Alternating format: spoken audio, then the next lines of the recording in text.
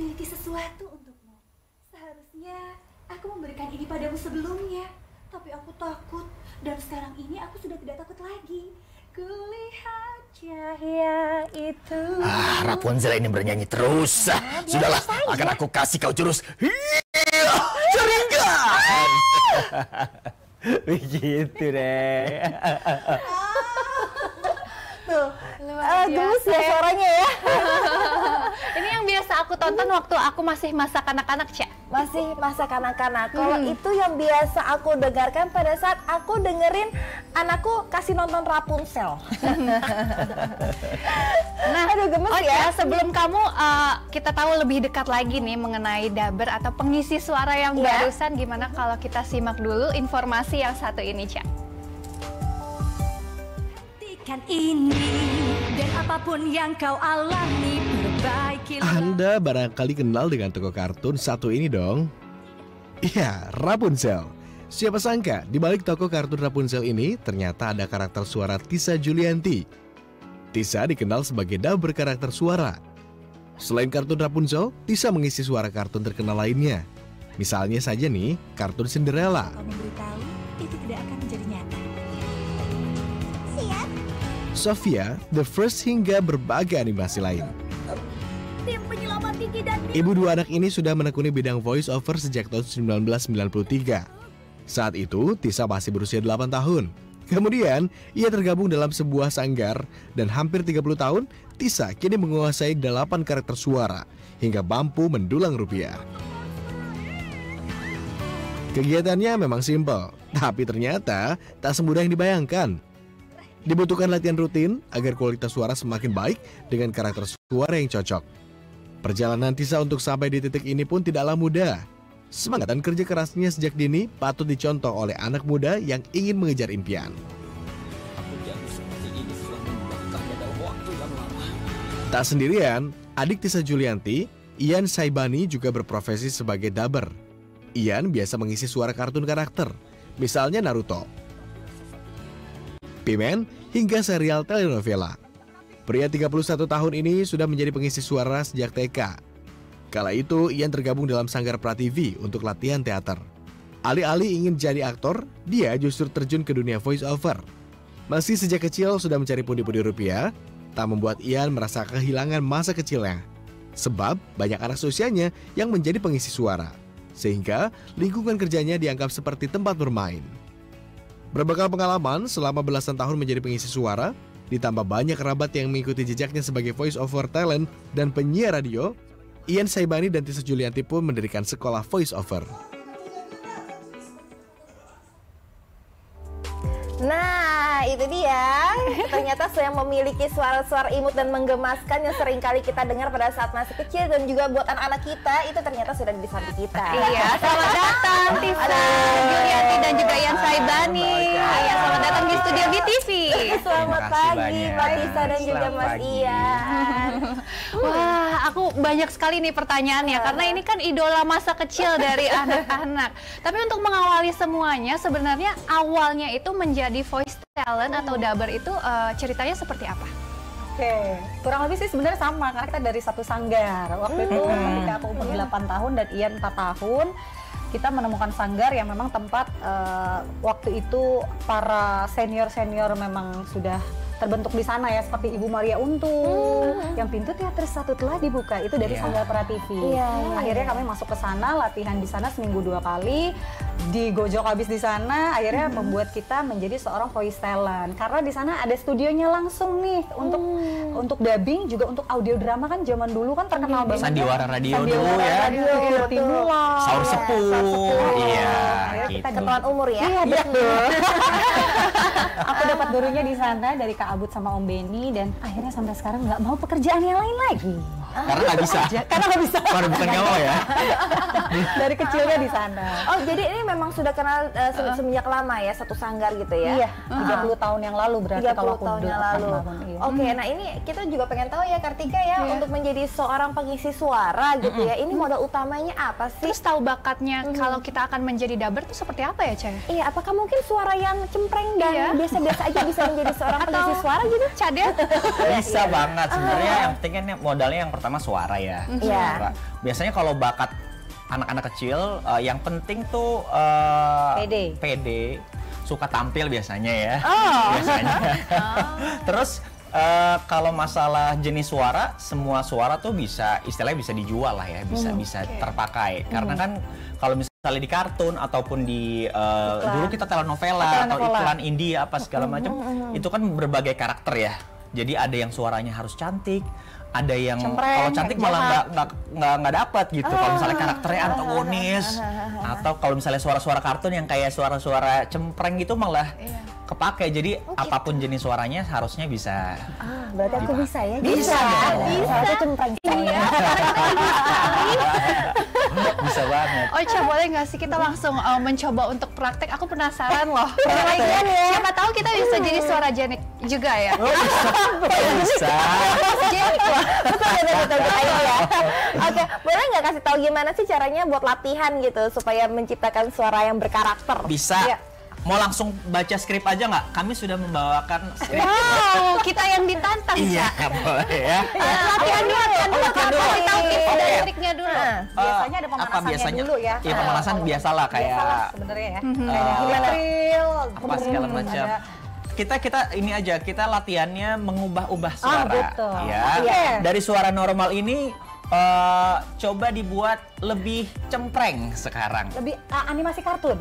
Animasi kartun. gitu ya. Tapi ceritanya lagi membawakan berita kan, nah cuma dikecilin. Kayak misalnya aku kayak Baby Bass, itu cici sekali ibu.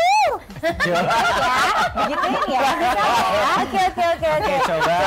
Coba Ocha. Ocha kan Tapi tinggi suaranya apa cempreng ya? Iya. Suara anak kecil gitu. Betul, Suara anak kecil. kayak kartun. Oke. Selamat pagi pemirsa, jumpa lagi bersama dengan saya Ina Rosalin hanya di obrolan pagi sarapan informasi pagi Anda. Itu menggemas Mas Kartika siaran sama Hamtaro ya.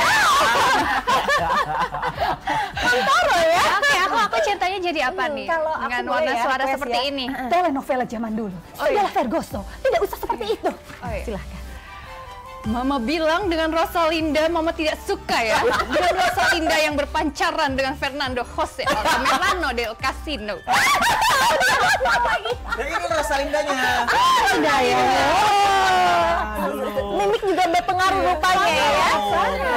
Jadi sebenarnya sama aja kayak acting sih. Ya, jadi ilmu acting itu sangat diperlukan di voice actor.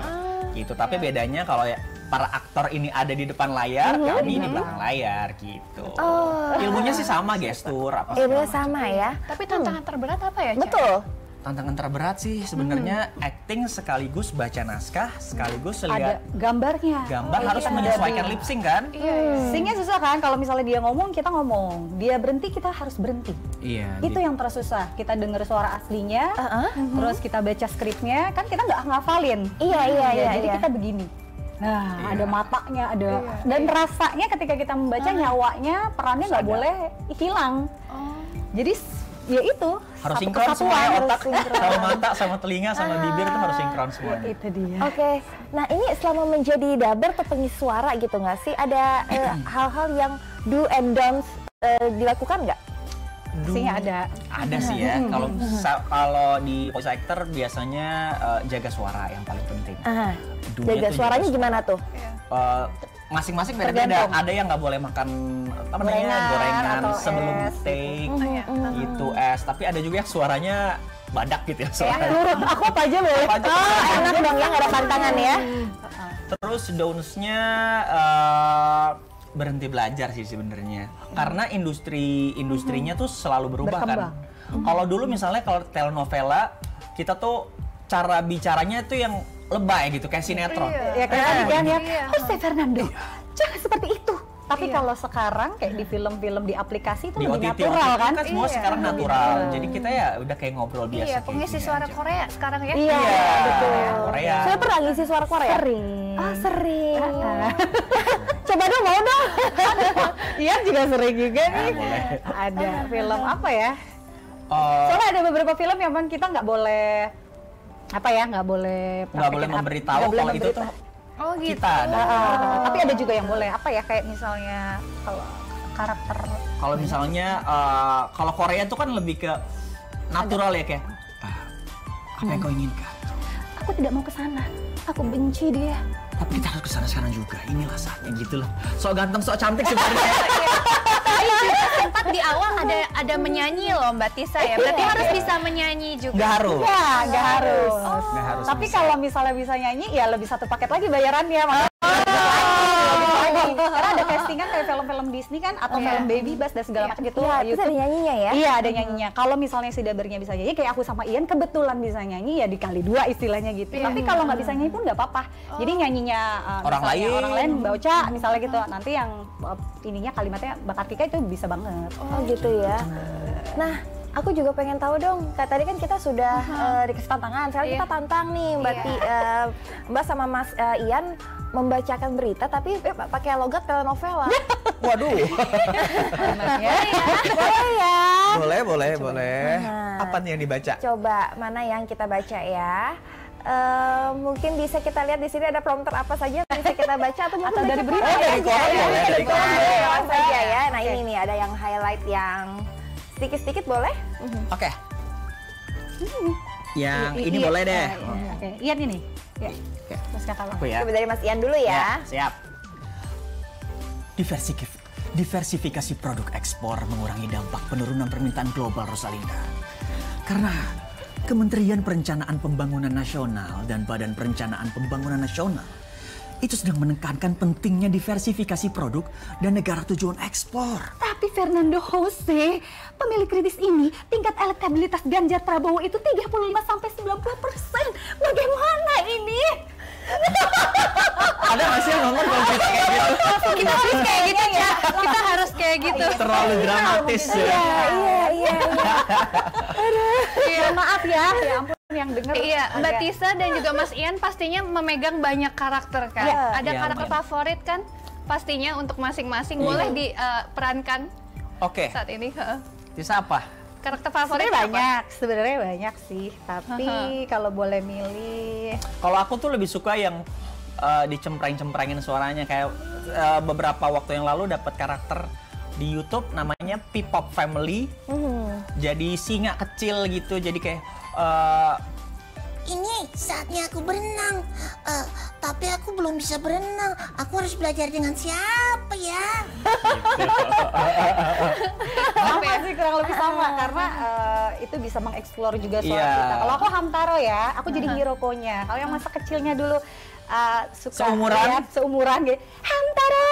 Hamtaro, hei, apakah kamu melihat Gembo? Hamtaro, aku ingin melihatnya dari tadi Gembo tidak ada di sini. Bagaimana dia? Banget. lucu. Ya kan kita pasti pengen tahu nih sekolah-sekolahnya yang untuk khusus belajar daber atau voice over itu di mana aja sih untuk di Indonesia atau mungkin untuk yang di Jakarta kali aja mungkin untuk teman-teman yang punya anak kecil di rumah ya dari atau umur berapa kita boleh betul masuk ke sekolah sekali. daber? Kalau untuk dari umur sebenarnya yang penting ya itu tadi bisa mau pede gitu loh di depan kayak anak-anakku dari 4 tahun. Ian juga dari 4 tahun. Dari 4 tahun. Asal bisa ya dia ketika masuk studio dia mau. Jadi nggak ada batasan umurnya. bahkan Terus belum bisa baca pun sebenarnya bisa banget. Nanti gitu. kan diajarin misalnya kamu ikutin aku ya. Jadi dia tinggal mengikuti si pengarah dialognya si anak-anak itu. Kalau Bahkan untuk sampai- sekolah voice over sekarang tuh banyak ya, Iya. kayak ada beberapa. Salah satunya kami juga membuka sekolah voice over berdasarkan pengalaman kami dari kecil juga. Terus jadi sekarang kami ada sekolah namanya Daber and Writer. Di sana kita belajar bukan cuma dubbing animasi dan segala macam, tapi juga voice over iklan. Karena kan berbeda tekniknya, Mbak. Teknik di iklan kayak apa, di di program kayak apa. Iya, gitu. iya. Beda-beda Dan untuk nih. batasannya juga ada yang murid kami juga 60 tahun ikut. Jadi nggak ada range umur, bebas. Betul, jadi bebas. Ada yang memulai karir di usia 50-an sampai Bisa, sekarang. itu bisa banget. Baru mulai. Jadi sudah menelurkan banyak talent juga ya yang terjun ke profesional. Oh wow. Nah tapi mungkin nggak sih kalau misalkan untuk orangnya umurnya udah 50 tapi mungkin bisa membawakan karakter yang usianya masih kecil atau mungkin yang anak-anak kecil bisa untuk itu mempengaruhi nggak untuk range umur itu untuk Enggak, suara? kalau di suara tuh alhamdulillahnya enggak ya. Kayak dulu kan kartun-kartun kita zaman kecil kayak Doraemon itu semua pengisi suaranya adalah Iya, itu ibu, udah pada iya tua-tua kan, ya. iya ya. Jadi nggak ada, tergantung jenis suaranya. Ada yang sebenarnya usianya masih muda, tapi jenis suaranya berat gitu ya. Jadi memerankan bapak-bapak, ibu-ibu gitu-gitu. Banyak ya karakternya. Jadi bisa kebalik. Iya, mimpi dan harapannya sebagai seorang voice over atau untuk daber-daber di Indonesia seperti apa sih untuk Mas Ian dan juga Mbak Tisa? Kalau Tisa sih udah pasti. Sekarang sih sebenarnya udah cukup puas ya. 2 tahun belakangan ini profesi kita udah lumayan banyak yang tahu gitu. Kalau dulu kan kita lebih eksklusif, orang nggak tahu mau jadi daber atau mau jadi voice talent kemana. Tapi alhamdulillah sekarang udah bagus. Paling tinggal disejahterakan lagi mungkin, makin banyak lagi kerjaannya. Sekarang sih udah banyak, tapi lebih banyak lagi dan mungkin pengen banget sih kayak diakui kayak profesi lainnya di mungkin tingkat kementerian atau ya kan kalau profesi kita masih di belakang layar nih. Pengen lebih sejahtera seperti itu aja sih. Sama ya, Ian juga pasti alhamdulillah. Ada yang mau ditambahkan Mas Ian? Paling kami kalau sebagai dabernya tuh pengennya banyak animasi-animasi lokal lagi. Karena kayaknya kalau dubbingin animasi lokal tuh lebih pride-nya lebih berasa gitu ya. Dibandingkan kita ngedubbing animasi Jepang misalnya. Jadi ayo animator-animator lokal. Walaupun sudah ada tapi kita pengen banyak lagi. Nah ini tapi suka ke bawah nggak sih pada saat Anda bekerja sebagai daber dan juga voice talent kemudian dibawa ke obrolan sehari-hari? Iya, terbawa gitu karakternya.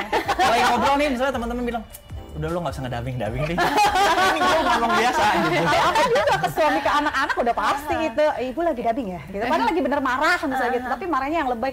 Gak bisa begitu dong nak. Karena anak-anakku VO talent juga. Jadi tapi Bu. Kita juga ngelihatnya seperti kayak Lagi nonton film Taro ya. Iya, Hachiko kalau. Oke, luar biasa sekali. Terima kasih kami ucapkan kepada Mas Ian dan juga Mbak Tisa sudah hadir dan menginspirasi kita semua di studio dan juga pemirsa. Iya, tepat sekali. Salam untuk keluarga di rumah dan sukses selalu dan salam sehat ya.